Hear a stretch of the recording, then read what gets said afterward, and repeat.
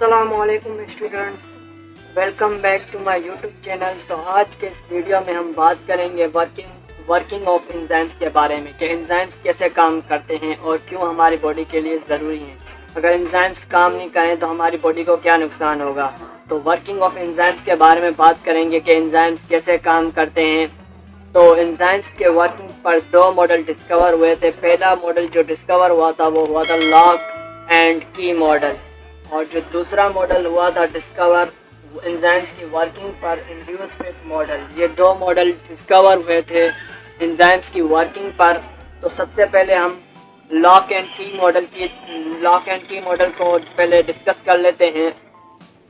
जो lock and की model है उसको डिस्कवर किया था ईमेल फिशर, साइंटिस्ट था उसका नाम। उसने डिस्कवर किया था, उसने प्रपोज किया था लॉक एंड की मॉडल को कि लॉक एंड की मॉडल क्या है।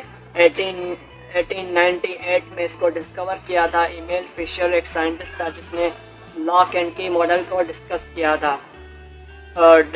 किया था। इस लॉक एंड की मॉडल के मुताबिक जो एक्टिव साइट होती है, एक्टिव साइट ऑफ एंजाइम्स होती है, जो एक्टिव साइट होती है एंजाइम्स की वो क्या होती है, रिजिड होती है। रिजिड क्या होती है? लॉक एंड की मॉडल के मुताबिक जो एक्टिव साइट ऑफ एंजाइम्स होती है वो रिजिड होती है, ना कि फ्लेक्सिबल। मतलब कि सबस्ट्रेट आता है और एक्टिव साइट पर जब बाइंड होता है तो वो वही एक्टिव साइट पर आकर बाइंड होगा जो कि उसकी शेप रखता होगा, स्ट्रक्चर रखता होगा, और ना दूसरा कोई इस पर अटैच नहीं हो सकता अकॉर्डिंग टू द सबस्ट्रेट के मुताबिक उस पर आकर बाइंड होगा। अब इस पर डायग्राम पर देखते हैं। यहाँ पे मैंने एक डायग्राम बनाई है, उसको देखते हैं कि ये एंजाइम है और ये सबस्ट्रेट मैंने बनाया सबस्ट्रेट। और मैंने 3 सबस्ट्रेट बनाए, एक रेड कलर से बनाया, एक ग्रीन कलर से बनाया और एक ब्लू कलर से मैंने बनाया। अब लॉक एंड की मॉडल के मुताबिक जो एक्टिव साइड है वो क्या है, रिजिड है, वो क्या होगी, चेंज नहीं हो सकती। अब इसमें कौन सा सबस्ट्रेट आकर बाइंड होगा जो उसकी शेप रखता होगा। इसकी शेप कौन सा रखता है, ये ट्रायंगल वाला ब्लू कलर का जो है इसकी शेप बिल्कुल शेप इसकी रखता है, तो वही आकर बाइंड होगा जैसे यहाँ पर बाइंड हुआ है। ये लॉक एंड की मॉडल के मुताबिक जो है एक्टिव साइड की जो active side enzyme of active side है उसकी शेप चेंज नहीं होगी। जैसे उसका जो एक्टिव साइड की शेप होगी उसी तरह का अगर सबस्ट्रेट होगा तो उसके साथ बाइंड होगा, वरना नहीं। तो ये लॉक एंड की मॉडल के मुताबिक जो है ईमेल फिशर ने हमें कुछ चीज़ें बताई एंजाइम्स के मुताबिक।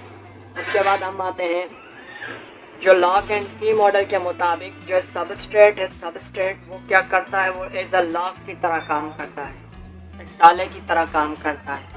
और जो एंजाइम्स होते हैं एंजाइम्स वो एज अ की तरह काम करते हैं, चाबी की तरह काम करता है।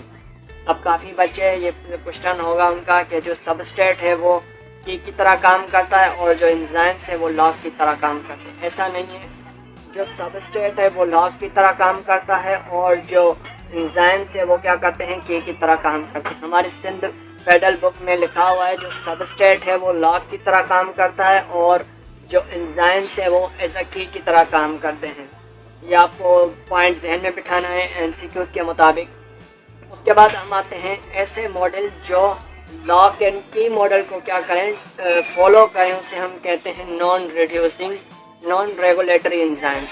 उन्हें हम क्या कहते हैं, नॉन रेगुलेटरी एंजाइम्स कहते हैं। अब यह तो लॉक एंड की मॉडल के मुताबिक जो कुछ चीज़ें थी जिसको हमने बात की। उसके बाद हम आते हैं इंड्यूस फिट मॉडल के मुताबिक। इंड्यूस फिट मॉडल के मुताबिक जो है इसको किस साइंटिस्ट ने डिस्कवर किया था, ई क्रिस्टलैंड एक साइंटिस्ट था, उसने इंड्यूस फिट मॉडल को जो है प्रपोज किया था 1959 में। मतलब 57 साल के बाद पहले लॉक एंड की मॉडल आया, उसके बाद जो है 57 साल के बाद जो हमारे पास है वो इंड्यूस फिट मॉडल जो है डिस्कवर हुआ। इंड्यूस फिट मॉडल के मुताबिक जो एंजाइम है, एंजाइम वो क्या है, अनएक्टिव फॉर्म में होते हैं। एंजाइम जो है इनएक्टिव फॉर्म में होते हैं। उनको एक्टिव करने के लिए एक कोफैक्टर होता है जो कि नॉन प्रोटीन पार्ट होता है एंजाइम का, वो क्या करता है, एंजाइम को एक्टिव करता है। अब कोफैक्टर क्या होते हैं ये इसको आगे जाके पढ़ेंगे। अभी हम इसको डिस्कस कर लेते हैं इंड्यूस फिट मॉडल। बस ये जो एंजाइम्स होते हैं बस आप इतना जान लें कि ये जो एंजाइम्स होते हैं वो इनएक्टिव फॉर्म में होते हैं इंड्यूस फिट मॉडल के मुताबिक। उसके बाद हम आते हैं जो इंड्यूस फिट मॉडल के मुताबिक जो एक्टिव साइड ऑफ एंजाइम्स होती है, एंजाइम की जो एक्टिव साइड होती है वो क्या होती है, वो फ्लेक्सिबल होती है, मतलब अपनी शेप को चेंज कर सकती है अकॉर्डिंग टू द एंजाइम्स के according to the active site. अगर सबस्ट्रेट के मुताबिक जो है अपनी शेप को क्या करती है, चेंज करती है इंड्यूस फिट मॉडल के मुताबिक। हमने पढ़ा लॉक एंड की मॉडल के मुताबिक जो उसकी जो एक्टिव साइड होती है वो रिजिड होती है, वो अपनी शेप को चेंज नहीं कर सकती according to the substrate molecules.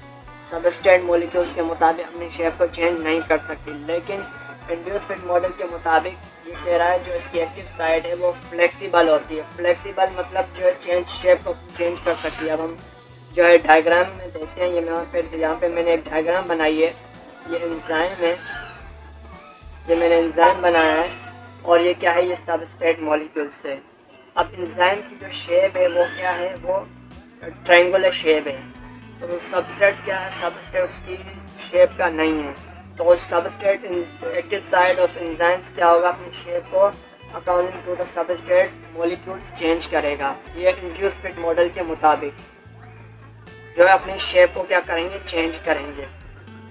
बस आपको ये पॉइंट में जहन में याद रखना है, जो लॉक एंड की मॉडल को फॉलो करते हैं वो अपनी एक्टिव साइड को चेंज नहीं करते, और जो इंड्यूस फिट मॉडल को फॉलो करते हैं वो अपनी एक्टिव साइड ऑफ एंजाइम्स को चेंज कर सकते हैं according to the substrate molecules. उसके बाद हम आते हैं जो इंड्यूस फिट मॉडल को फॉलो करते हैं, ऐसे एंजाइम्स जो कि इंड्यूस फिट मॉडल को फॉलो करते हैं उन्हें हम रेगुलेटरी एंजाइम्स कहते हैं या फिर एलोस्टेरिक एंजाइम्स। रेगुलेटरी एंजाइम्स कहते हैं या फिर एलोस्टेरिक एंजाइम्स, और जो कि लॉक एंड की मॉडल को फॉलो करते हैं उन्हें नॉन रेगुलेटरी एंजाइम्स कहते हैं।